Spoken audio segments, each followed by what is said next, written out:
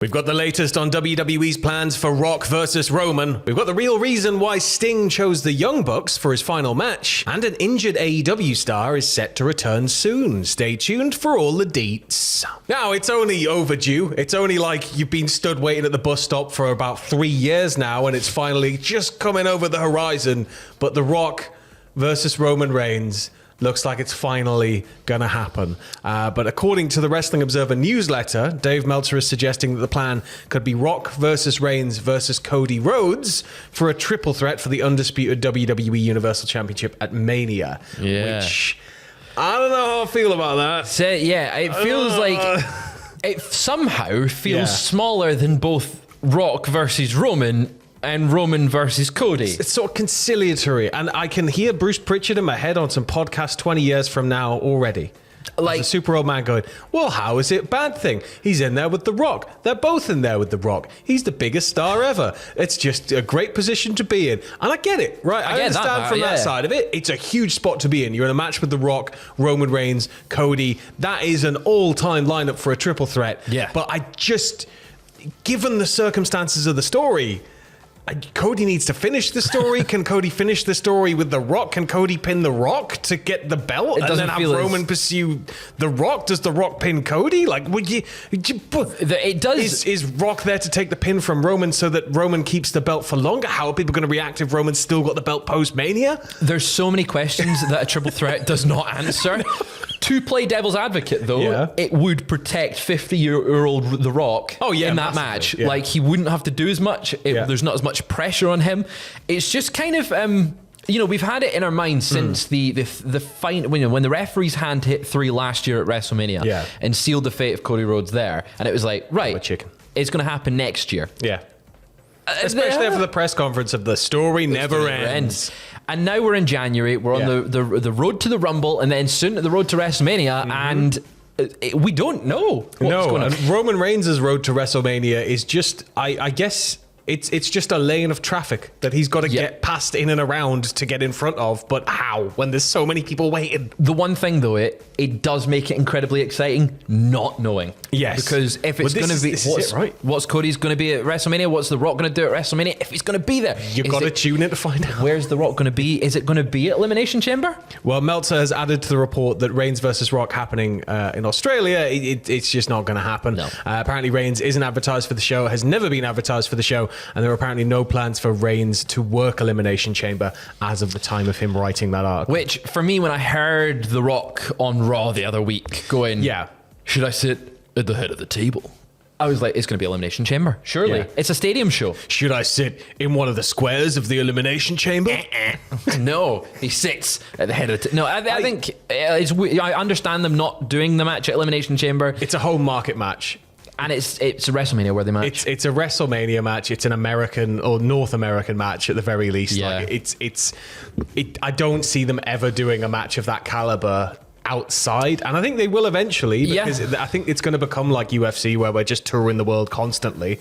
But I think it's one of those things where it's got to be a Mania event in front of a home the audience. massive audience. WrestleMania night 2, it wouldn't work on night 1 as much as it's still a main event. It'd feel odd following that on second night. I'm sorry, as well. Cody.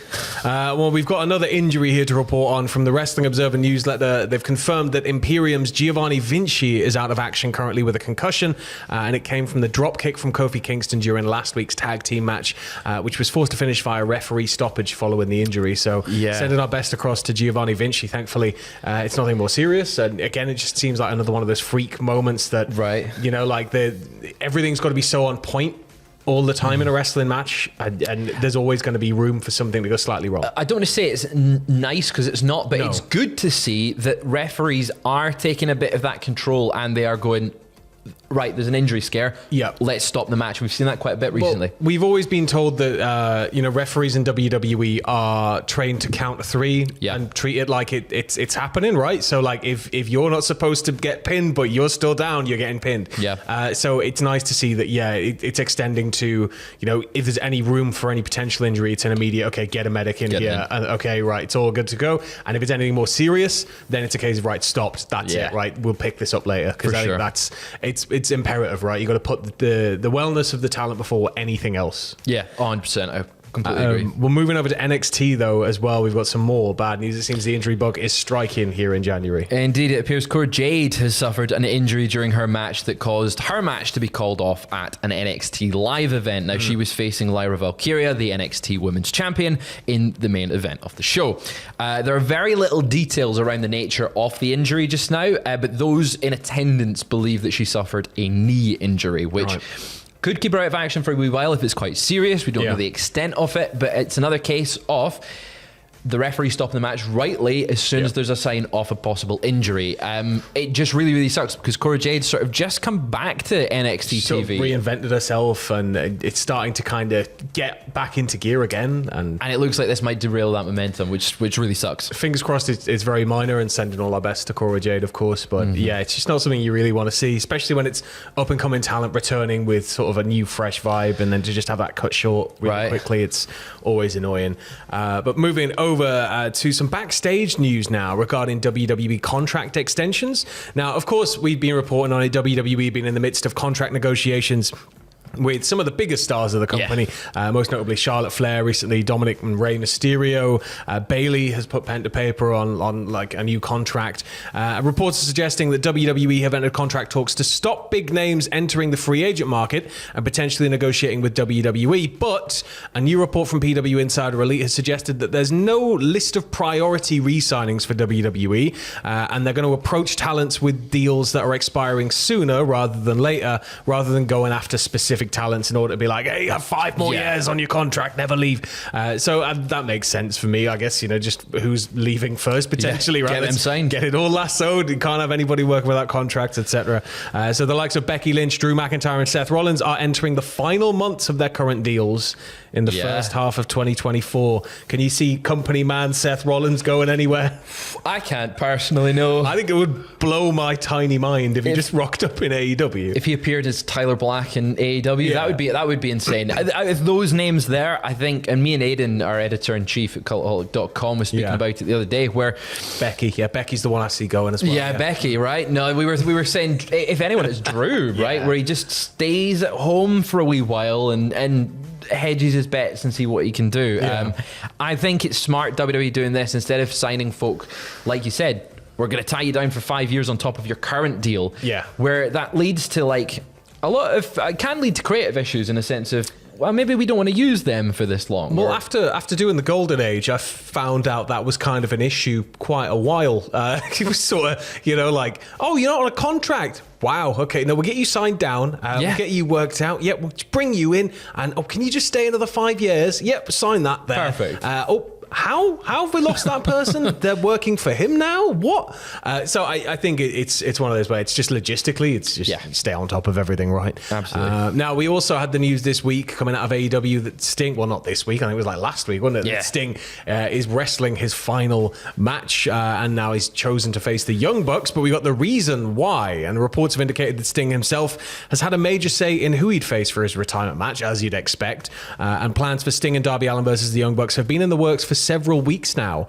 Meltzer has since reported in The Observer that Tony Khan gave Sting the option to choose his opponents, which included pretty much anyone in the professional wrestling sphere that the promotion could conceivably bring in, including talent from outside AEW. Sting ultimately chose the Young Bucks as he loved the match that they did together at Forbidden Door 2022 of the dudes with attitude, Sting, Darby and Shingo versus Bullet Club.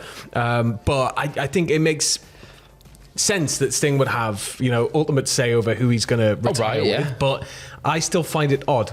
You find it odd with the Young Bucks? Yeah. I think it's one of those ones, that match that the Wrestling Observer refers to was an incredible 6-man tag. Yeah. And Sting being able to go in there with the Young Bucks, they're really company, turn back the years. He can turn back the years. The Young Bucks can, I don't want to say carry Sting to a good match because that's not what it is. It's more just like they can amplify his strengths. And they're very safe workers. They know what they're doing in there. And I guess it's also Sting giving back to them. They are undisputedly one of the greatest tag teams we've got. Sting and Darby, currently a tag team. That gives the Young Bucks a major rub. If the traditional sense of going out your back. And it puts Darby in a good position here as well. Exactly. But at the same time, I don't know what it is. I just feel like retirement match in my head, I was like singles. Ric Flair. Surely. Get in there with Flair. Sting hasn't had a singles match in 9 years. I don't know if Woo Energy's got the money for Flair to be in that match. There you go. Let us know who you want Sting to face. I'm quite happy with the Young Bucks, but if it was a singles match, who should he face? Powerhouse Hobbs. Ooh. Just get absolutely nailed. Ooh, that'd be quite nice, actually. Samoa Joe. Smo Joe for the world title. They've got history. Sting wins. Bring an angle. Bring an angle. Bring it out. Yeah. Yeah. That'd be class. We've also got news of a return coming to AEW soon, which is another one from The Observer. AEW star Pac is expected back soon. He's been out of action since July, although the nature of his injury has not been disclosed, which isn't out of the ordinary. AEW tends to keep the cards close to their chest unless it's something, somebody's going to be out for like a year and a half. Then they have to kind of, give a little bit of insight. But they tend to keep news around injuries a little more vague and respect the privacy, I guess, of the talent in that regard. But it's just great to hear that Pac's going to be coming back. He's been sorely missed. Right. I can't wait to see him just thrown back in there. That dynamic is just something that I need. I feel like you could instantly insert him into any of the title pictures. Now, particularly him versus Samoa Joe is a very, very exciting prospect. Him versus Orange Cassidy for the international title, or him versus Eddie Kingston for the Continental Crown.